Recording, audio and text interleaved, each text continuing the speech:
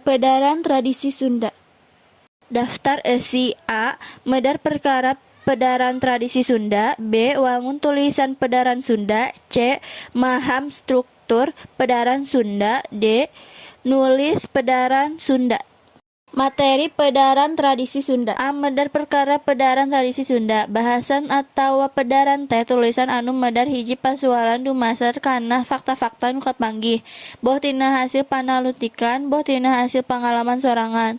Tangtuna pangaweruh kanyaho anyar nu gede mangpaatna keur pamaca. Sebenarnya bahasan teh meh sarua jeung esei atau artikel, boh cara nulisna boh eusina.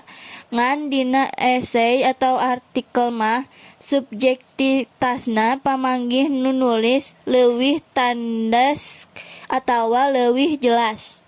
B. Wangun tulisan pedaran Sunda. Cara nuliskeun tulisan bahasan basa Sunda teh rupa-rupa wangunna diantarana hiji. Argumentasi teh macana anu eusina ngajentrekeun jeung nerangkeun bener henteu hiji perkara dumasar kana alesan anu kuat. Nepi ka percaya jeung ngahudang pamaca pikeun milampah hiji pagawean. 2. Deskripsi teh tulisan nu ngagambarkeun objek tempat atawa kajadian secara genre ka pamaca siga nu ngarasakeun langsung eta kajadian nu digambarkeun dian wacana. 3. Narasi teh tulisan anu nyaritakeun lumangsungna hiji kajadian ti mangsa ka mangsa kalawan ngaruntuy turut runut. 4. Eksposisi teh wacana nu eusina ngajentrekeun tur medar hiji objek prosesna tujuanana jeung gunana. Tulisan bahasan mah ilaharna sok make wangun tulisan campuran contona deskripsi jeung narasi atawa narasi jeung argumentasi. C. Maham struktur pedaran Sunda. Struktur tulisan bahasan basa Sunda diwangun ku bubuka, eusi jeung panutup. Minangka bubuka atawa pangantar tulisan bisa ku nerangkeun gambar tempat nyaritakeun naon-naon nirek di pedar atawa nyaritakeun perkara sejen anu patalina jeung bahan pikeun babandingan. Bagian eusi mah nyaritakeun inti bahasan, sedangkeun bagian panutup minangka pungkasan tulisan bahasan bisa ku kacidengkan hareupan-hareupna jeung nyaritakeun kaayaan kiwari boh hade boh goreng pikeun ngirut pamaca. D. Nulis pedaran Sunda. Ieu dihandap minangka rarangkan nulis bahasan basa Sunda. Hiji. Neangan ide atau ilham. Biasana sok hese neangan ide keur nulis bahasan teh. Teu kudu jauh-jauh neangan ide, cokot we tina objek pangalaman pribadi jeung objek sabundereun urang. 2. Nangtukeun jejer. Jejer teh inti tulisan bahasan. Sanggeus manggih ide, urang kari mikiran perkara naon wae nu rek dituliskeun teh. Teu kudu rea teuing nu diperdar, hadena mah anu matak ngirut. Upamana di tempat sabundereun hidup aya tradisi jeung budaya Sunda. 3. Nyusun rangka tulisan. Sanggeus nentukeun jejer, jieun rangka tulisan dumasar kana struktur tulisan bahasan nu ngawangku bagian bubuka, eusi jeung panutup. 4. Bahasa nu digunakeun. Bahasa teh pakakas atawa alat utama dina nulis. Dina nulis bahasan ilaharna ngagunakeun bahasa loma. 5. Nangtukeun judul. Nangtukeun judul karangan teh hadena ku 2 atawa 3 kecap nu luyu ka jeung jejer matak ngirut jeung ngahudang kapanasaran. Materi drama bahasa Sunda. Daftar isi A. Perkara drama. B. Struktur teks drama. C. Contoh naskah drama. A. Perkara drama. Sakapeng istilah drama teh sok dipaselupkeun jeung istilah teater, tapi saestuna mah eta dua istilah teh nuduhkeun harti anu beda. Najan dina nas-nasna mah duanana ge nuduhkeun kana seni pagelaran atau seni pintona pertunjukan. Istilah drama asalna teh tina bahasa Yunani dramoi, hartina niru-niru. Kitu deui, teater asalna tina bahasa Yunani teatron, hartina tempat upacara pamujaan nu pareunahna di tengah alun-alun arena. Aya deui istilah sandiwara, asalna tina basa Jawa sandiwara. Hartina pangajaran atawa atikan. Hartina sandiwara mah pangajaran anu ditepikeunana sacara samar atawa disilipkeun, dirusiahkeun. B. Struktur teks drama. Hiji pertelaan pelaku anu ngabradelkeun ngaran jeung katerangan ngeunaan pelaku sok sanajan aya oge drama anu henteu make pertelaan para pelakuna. 2. Babak jeung adegan anu ngabagi-bagi karangan drama dina hiji babak dilalakonkeun kajadian-kajadian di hiji tempat dina saruntuyan waktu. Unggal babak dibagi jadi sababaraha adegan. Nurutkeun robahna kajadian datang atawa inditna palaku. Aya drama anu diwangun ku sababak jeung aya anu diwangun ku sababaraha babak. 3. Candraan dina awal babak. Nerangkeun kaayaan latar suasana palaku kajadian jeung nu liana. Biasana ditulis saperluna pisan, henteu mangrupa gambaran anu wincik. Dina sela-sela panggunaman oge osok aya dituduh pondok ngeunaan paripola pelaku candraan dina awal babak jeung tuduh laku teh ditulisna ku aksara dengdek atawa condong kursif. Beda jeung paguneman anu ditulis ku aksara ajeg. 4. Paguneman dialog. Kalimah langsung para pelaku anu silih tempas. Mimiti ditulis ngaran pelaku di tema ku titik 2. Tidinya ditulis omongan eta pelaku. Ciri khusus tina karangan drama mah nya ku ayana paguneman teh mangrupa lulugu tina karangan drama. 5. Prolog jeung epilog. Loba drama anu henteu make prolog jeung epilog. Prolog teh ditulis dina awal drama jadi manggala sastra. Dieusik ku katerangan atawa pamanggih pangarang ngeunaan lalakon anu baris disuguhkeun. Ari epilog mah ditulis dina panutup drama, dieusik ku kacindekan lalakon jeung nasehat pangarang. C. Contoh naskah drama. Dina hiji waktu basa keur istirahat sakola, Amir, Budi, Dedi, Lia, Hani jeung Ida, murid-murid SMP Suka Pasundan keur ngobrolkeun babaturanna nyaeta Edi anu geus 2 poe henteu asup sakola jeung oge mindeng teu asup sakola dina poe-poe sejenna. Amir, ari Edi kamana nya geus 2 poe teu kaciri aya di sakola jeung deui asa sering pisan teu sakolana teh nya. Budi, puguh cenah teu bisa sakola sabab kudu ngabantuan indungna dagang gorengan jeung cenah cana mayan duit sakola. Dedi, oh kitu Bud, kumaha atuh naha kira-kirana aya anu bisa ku urang dilakukeun. Lia, aduh kuring mah asa sedih ngadengena. Hayu atuh urang gancang bergerak, pan geuning urang teh ari kana jajan teh asa teu aya ka waregna, sok sagala dibeuli. Hayu ayeuna mah urang ngahajakeun papatungan keur Edi. Hani, nya Lia kuring mah satuju pisan. Ida, sok Lia wae atuh anu jadi bendaharana. Lia, sok kitu ari Ida mah. Tapi nyalah kuring mah siap jadi bendahara asal dipercaya ku sararea. Dedi, piraku teu percaya ka Lia mah.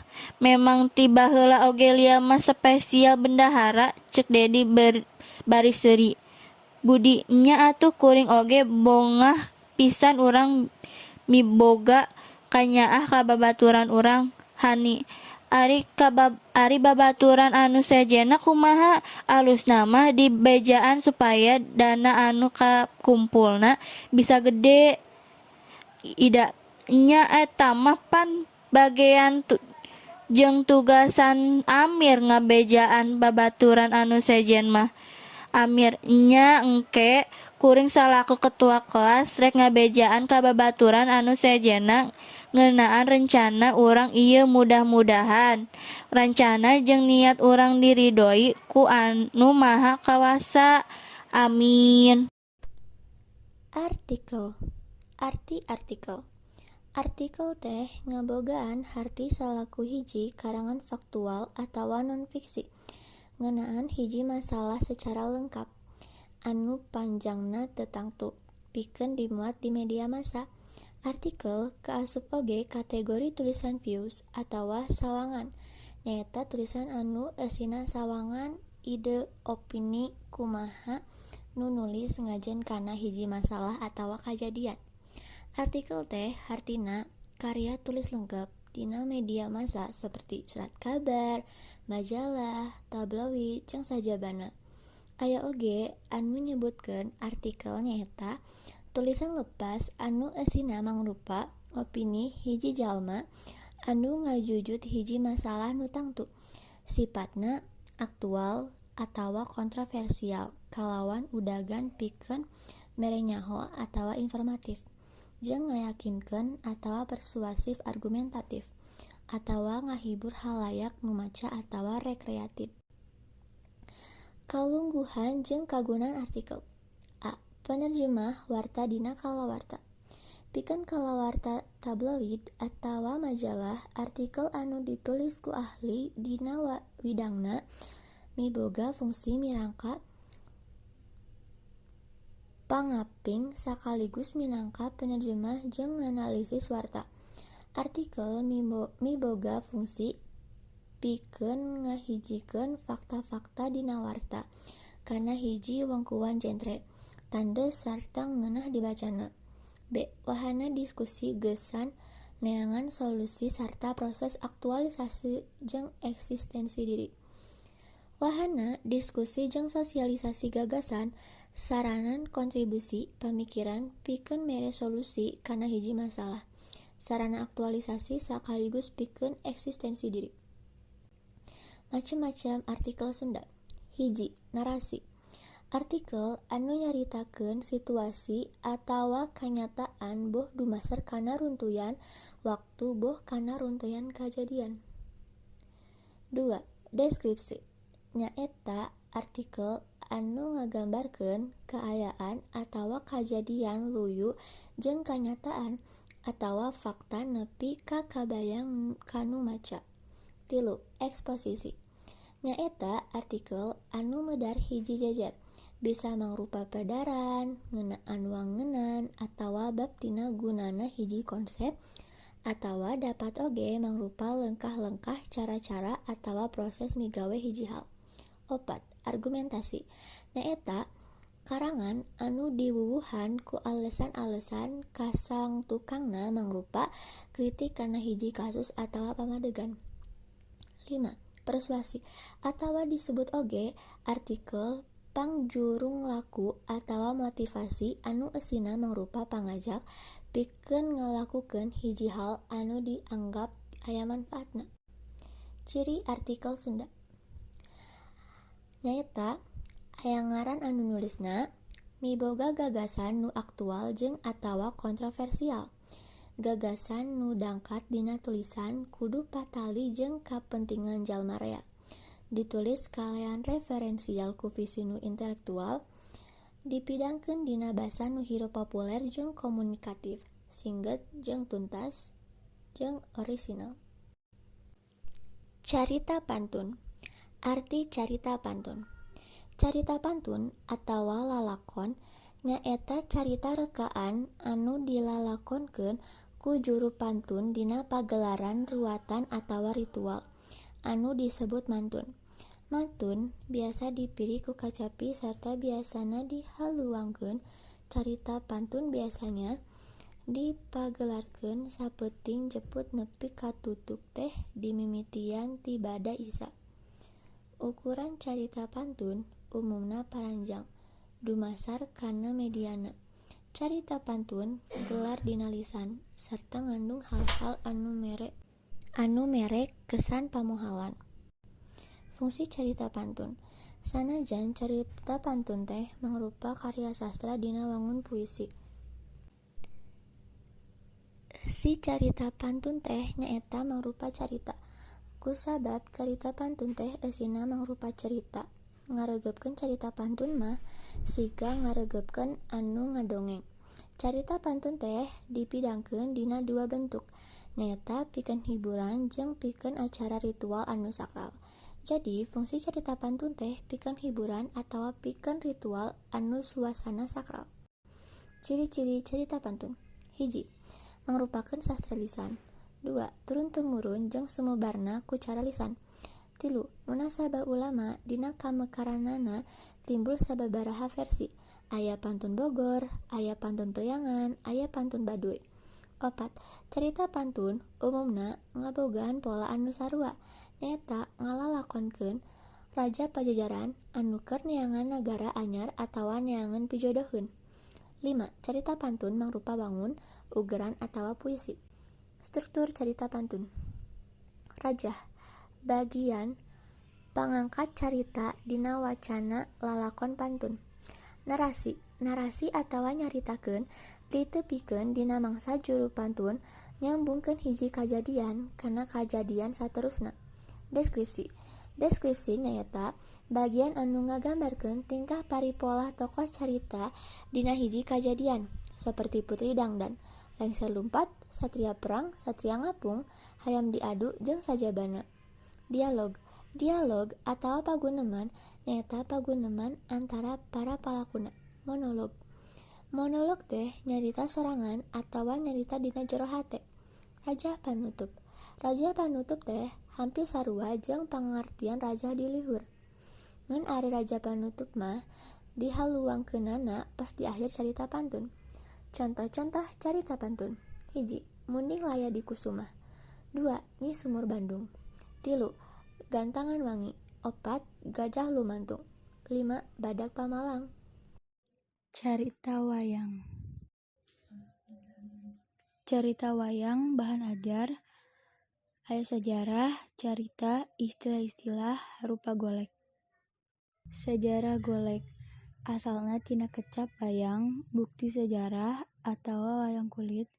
Prasasti Tembaga 840 Masehi, Prasasti Urgasena 896 Masehi, Prasasti Balitung 907 Masehi, Carita Jawa 939 Masehi, Kakawin Arjuna Wiwaha abad 11, Wayang Golek nu nyiptakeun Sunan Kudus abad 16, Carita Raja Menak R.A.A. Wiranatakusuma III, Carita Mahabharata R.A.A. Wiranatakusuma IV, golek ku basa Sunda. Carita wayang golek. Buku Mahabharata karangan Wiyasa, lobana 200.000 baris, nyaritakeun perang sadulur antara Pandawa jeung Kurawa. Buku Ramayana karangan Walmiki 48.000 baris, nyaritakeun perang antara Sri Rama ngalawan Rahwana nu ngiwat pamajikan Ramanya eta Dewi Sinta.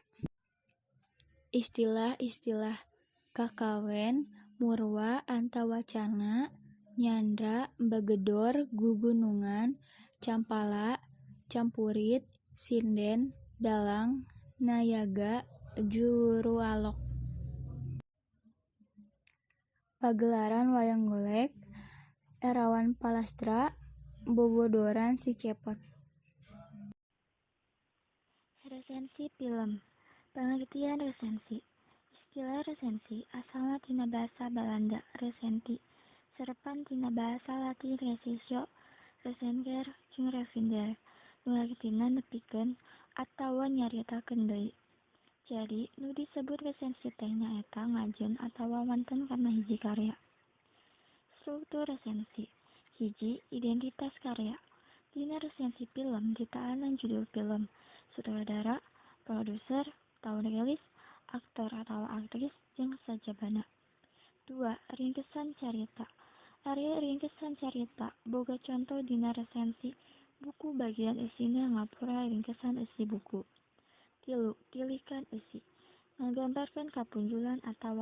ngajudulan jeung kahengkarana atawa kakuranganna tina eusi karya nu diresensina. 4. Panutup. Bagian ieu mah eusina teh kacindekan tina eusi resensi. Biasana mah ditepikeun oge harepan-harepan nu nulis resensi kana karya nu diresensina. Lengkah-lengkah ngaresensi film. 1. Lalajo film nu rek diresensi sing daria. 2. Nyatetkeun guluyuran carita atawa alur atawa adegan-adegan penting anu mantapik katajieun ti eta film. 3. Nyatetkeun pamanggih atawa sawangan hideuk naha eta film teh payus atawa gede mangpaatna pikeun dilalajoan ku balarea atawa henteu. 4. Tulis judul resensi nu nuliskeun identitas film nu diresensina. 5. Susun rangkai resensi nu rek ditulis. A. Jenis film nu arek diresensi. B. Nuliskeun identitas film. C. Medar ngeunaan carita dina film dimimiti galurna jeung tokoh-tokohna. D. Medar ngeunaan kaunggulan jeung kahengkaran film. E. Medar ngeunaan mangpaat film. F. Ngajudulan resensi.